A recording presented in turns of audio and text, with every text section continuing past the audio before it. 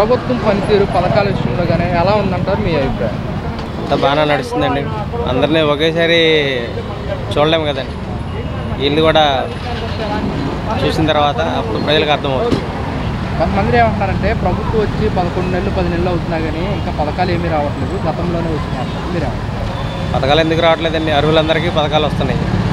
ఇప్పుడు చెట్టు వేయంగానే ఎమ్మటే ఫలం ఇవ్వదు కదండి. దానికి కొంత టైం ఉంటుంది కదా. ఆ టైం ప్రకారం అర్హులందరికీ పథకాలు వస్తాయి. సీఎం గారు కూడా ఇదే అంటారు, పథకాలు ఇవ్వడం మటుకు ఇస్తాము, కొంచెం టైం పడుతుంది, రాష్ట్ర ప్రజలు అర్థం చేసుకోవాలి. మీరేమంటారు? అంతేనండి. సీఎం గారు బాగానే చెప్పారండి. పిల్లలు చూసుకుంటే మే మాసంలో తల్లి కొందరము, జూన్ నెలలో చూసుకుంటే రైతు భరోసా వేస్తున్నారు రైతులకి. ఎలా అనిపిస్తుంది? మీరేమంటారు? వేస్తారండి. అన్నీ ఒక్కొక్కటి చేస్తుంటారండి పథకాలన్నీ. అది జగన్మోహన్ రెడ్డి ప్రభుత్వం సంక్షేమం అన్నారు, కూటమి ప్రభుత్వం సంక్షేమం ప్లస్ డెవలప్మెంట్ అంటారు. ఏ విధంగా ఉంది? ఒక్క జగన్మోహన్ రెడ్డి గారి ప్రభుత్వం ఓన్లీ సంక్షేమ పథకాల మీదే దృష్టి పెట్టింది కానండి, మిగిలిన అభివృద్ధి మీద దృష్టి పెట్టలేదండి.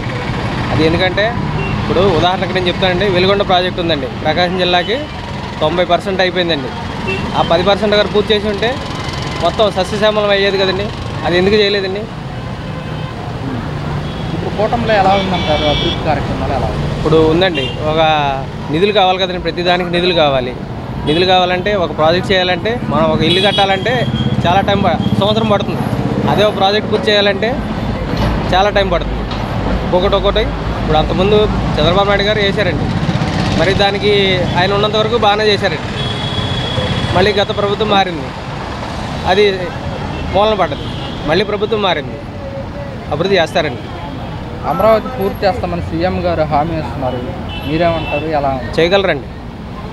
ప్రతిదానికి రూపాయితో కూడుకున్న వ్యాపారం అండి. మరి జగన్మోహన్ రెడ్డి గారి ప్రభుత్వంలో నిధులేమీ లేవండి. మరి నిధులేమి లేనప్పుడు అన్నీ చేయాలంటే డబ్బుతో కూడుకునే వ్యాపారం కదండి. అందువల్ల కొంచెం లేట్ అవుతుంది. అమరావతి కనుక మనకు పూర్తి అయితే యువతకు కానివ్వండి, ప్రజలకు కానివ్వండి, ఎలా ఉండబోతున్నారు? బంగారు భవిష్యత్తు అండి. ప్రపంచంలోనే నెంబర్ 1 స్థాయికి తీసుకెళ్ళే చంద్రబాబు నాయుడు గారు జయమండి.